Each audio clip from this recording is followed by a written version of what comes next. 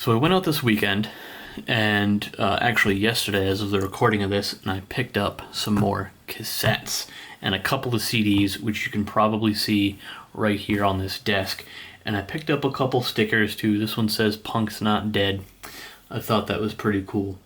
So we'll start with the first cassette that I want to show off. This is a cassette single.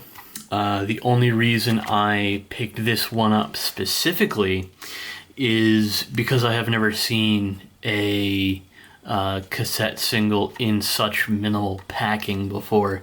All the other ones I have are, they have actual artwork from the band and other stuff like that on, they'll kind of make it look more interesting other than a blank sleeve with a sticker that's not even in the center of the box they stuck it on. But Luke featuring two live crew band in the USA. It does have a barcode on it, so maybe they gave this out as a promotion. I don't know, maybe it was just so they could keep track of how many they had. It is Luke Records. That's what this little circle down here says. I don't know how well that's coming across on camera. But I know it's a cassette single because there's only two songs on here, and they're both pretty much the same thing. There's the radio mix and then the radio instrumental. And that's basically usually what's on any sort of cassette single. It's just one song, like the original song, and then maybe a different version, like this one. In case, perfect example, it's just an instrumental of the first song, "Band in the USA." So that was pretty interesting. That's why the only reason I picked that up is because I have never seen one in a packaging quite like that before.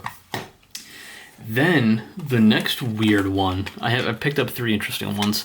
That one, this one, which is George Harrison's "Somewhere in England."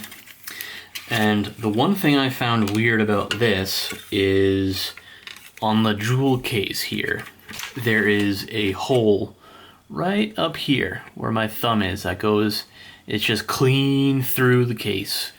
And it looks almost like it was put there on purpose at some point in time.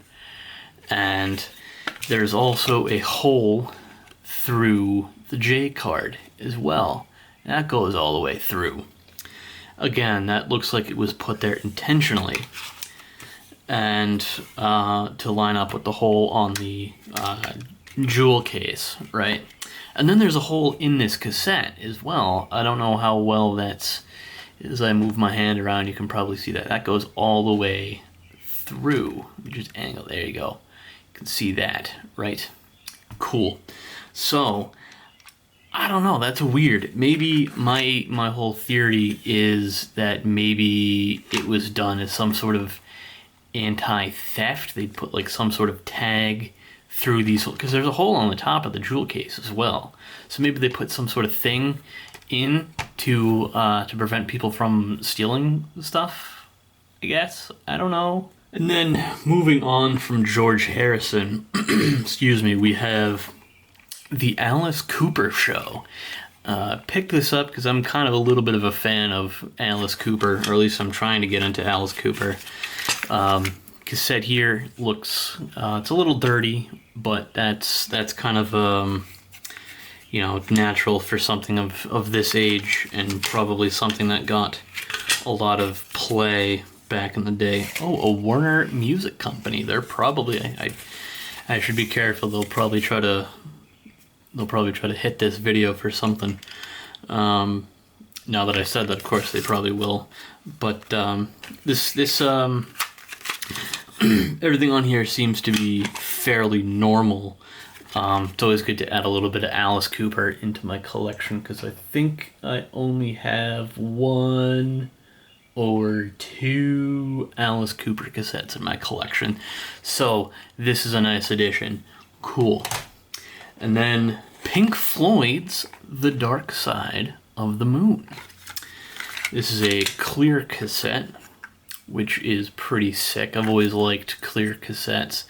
They're sort of very interesting and sort of modern, well, sort of timeless in a way, really, because it's clear, I think. I don't know, I just like the look of clear cassettes. I think they're pretty cool. One of my favorites aside from colored cassettes. J card is in good condition on this one. Again, a little bit of wear, but that's what you're going to expect from a used cassette. Excuse me. The jewel case is also a little scuffed up, but again, that's kind of to be expected with something this old, and this album is a very popular album, so not a big deal for me. I've come to expect some of that. Now this is the most interesting album or cassette that I picked up this weekend. It's Imaginos, I think that's how you pronounce it, from Blue Oyster Cult. And the J card is what makes this really interesting to me. So that's side one. You can see their logo right here. That's pretty cool. That's a dead giveaway that it's Blue Oyster Cult. Not really anything special. It's just a beige cart.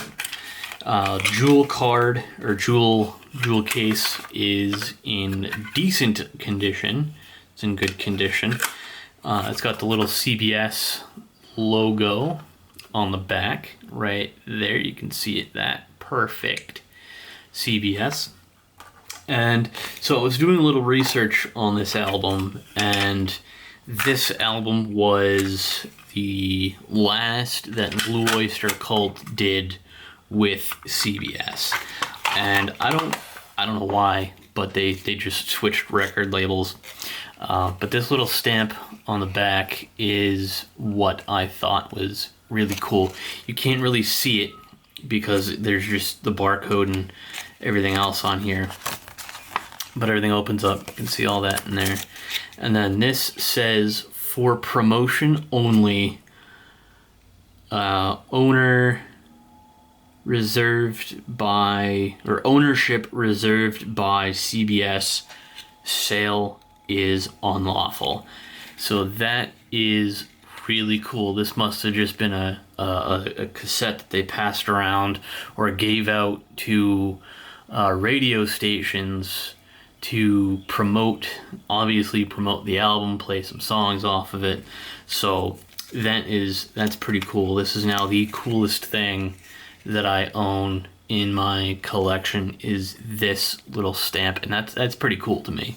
I think that's really cool. For promotion only, ownership reserved by CBS.